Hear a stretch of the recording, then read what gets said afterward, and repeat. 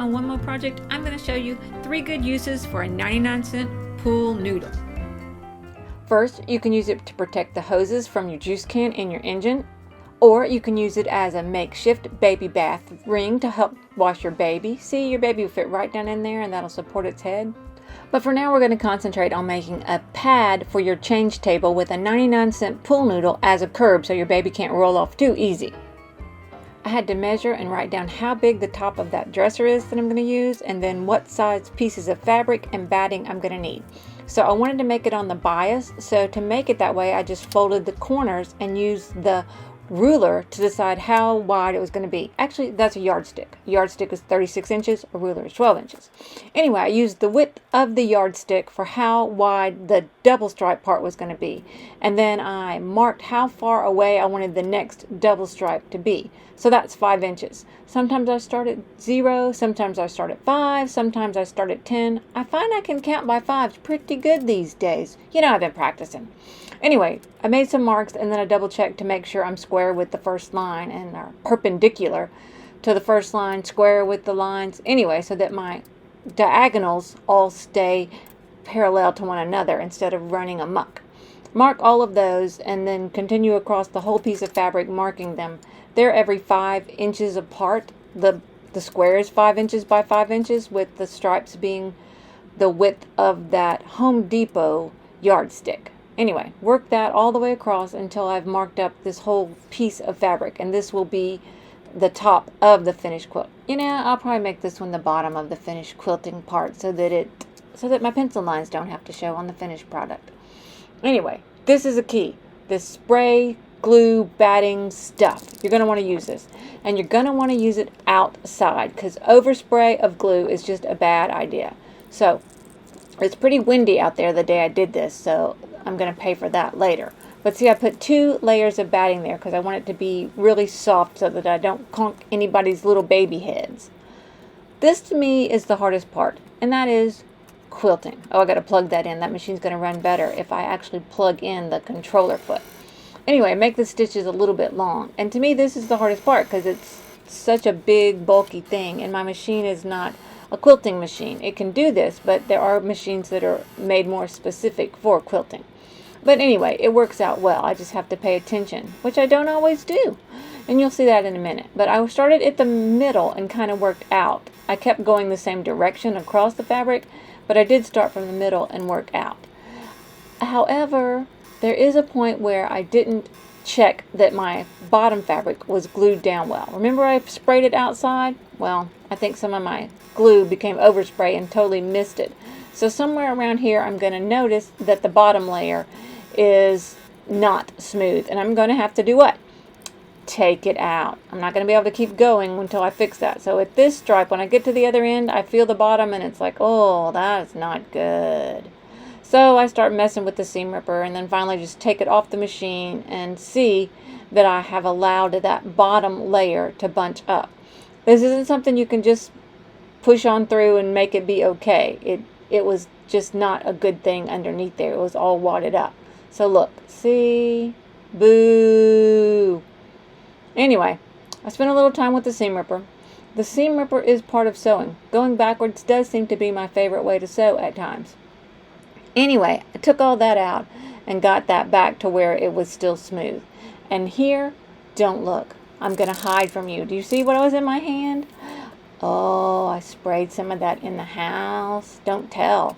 Anyway, you can tell when it's on there well. When you spread it out, it'll be kind of cold to the touch. So once I got that bottom layer glued back in place, I was able to continue the quilting of it. And then I turned it and went the other way on the bias so that I had those big squares, kind of a plaid look instead of just regular squares. I don't know. I thought it would be more fun than just plain squares. So anyway, that is not my favorite part to do, to quilt on my machine. But there it is, all done. Now it's time to use this pool noodle. And look, just with regular scissors, kind of had to use 2 hands, but it really cut pretty easy for something that was so big. Make sure that's the right length, and I'm not just guessing. Write it down in case I forget. And then I'm going to cut off the extra. When I put the batting in there, it did not go all the way to the edges of the fabric that I wanted to quilt, because sometimes it bunches up, sometimes it doesn't stay smooth since I'm not hooping it in any way or stretching it. So I made the fabric oversized, but the batting is the finished size. Look at me measuring instead of just chopping on things and making a line to cut that so that the length of it at least looks pretty much the right size. So once that's all off, I wanted the top edge to be rounded. Not because I thought it needed to be rounded for any other reason than I wanted to use the bias tape on the edge, and that was going to make it easier to go around that corner if it was rounded instead of square. I always do the serger on it. If you don't have a serger, I'm sorry, but I always do the serger around there because that makes it stay in place when I put the bias tape on. Look at that bargain, 25 cents for bias tape, and I got more than one package. Alright, bias tape has a top, and it's the short side, so that when you wrap around the bottom, you make sure you can catch it. You can sew one time around, and you put the short side on top, and then you can sew right on the edge of it, and then the bottom side is longer, so it gets caught underneath. So I put that on both ends of this piece that is going to be the casing for the noodle.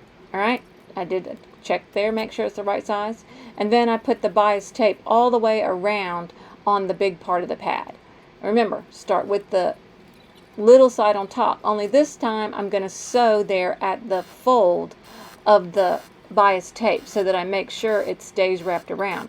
That is because of the thickness of this quilted piece. The other piece was a single layer, so it was easy to make sure it was tight against it. This is a little more challenging, so to make sure it stays where I want it, I'm sewing it in the fold first time around. Once I've gone all the way around it, sewing with that first seam in the fold. See how there's 3 fold lines and I sewed at the first one closest to the edge?